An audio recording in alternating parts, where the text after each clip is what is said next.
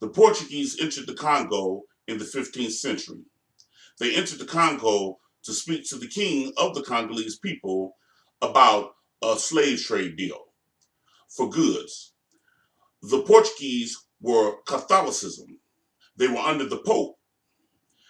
Portuguese first speaks to King Uzinga's father. King Uzinga's father had died during the middle of the transaction. So his son, King Uzinga, had took over as king.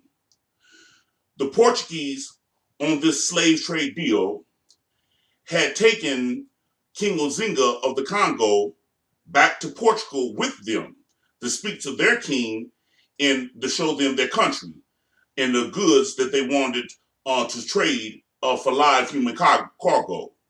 So they showed King Mvemba all of their churches, or how fancy their churches and temples were that they had built for the Catholic religion, the Catholic faith. King Mvemba was highly impressed of the designery of those temples and had asked the Portuguese to explain to them more about their religion, the religion of Catholicism. So the Portuguese had introduced the king of the Congo to the Christian religion, which is Catholicism. A lot of people think that Catholicism and Christianity are two different things.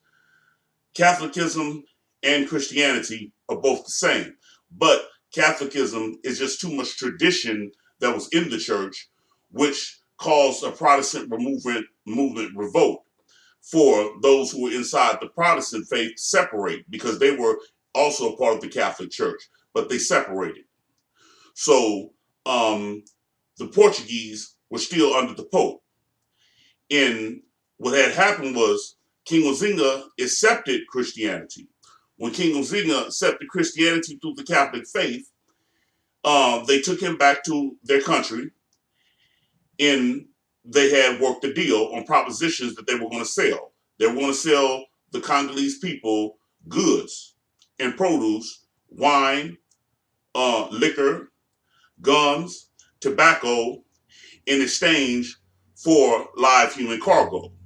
So what the Congolese people were doing under King Uzinga, who had came into agreement with them at this time that he worked with them on a slave trade deal, he will provide them with his enemies, people who were enemies to the Congolese people.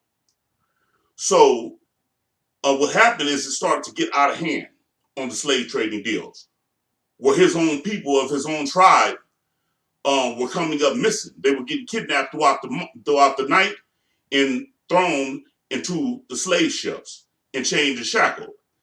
Even members of his own family and household were coming up missing. They were being chained up. People were being shanghaied, kidnapped in out throughout the middle of the night. So what happened was the king of the Congo, which is Uzinga, had spoke to the Portuguese and asked them, let's just conduct Christianity. Let's end the slave trade deal, because the slave trade is starting to go out of hand. Even members of my own clan are coming up missing and being kidnapped throughout the night and loaded upon the cargo ships. The Portuguese had fired a shot at King Uzinga and tried to assassinate him and replace him with the king that will continue to go forward with the slave trade deal. So in this story, you will see that a person would minister to a man from Africa and teach them about the Christian faith, and still at the same time in that conversation use that conversation to impress and flatter that person, and to also use that conversation to embrace him as a friend or a brother, someone you can trust, in agreement that you will sell us your own people.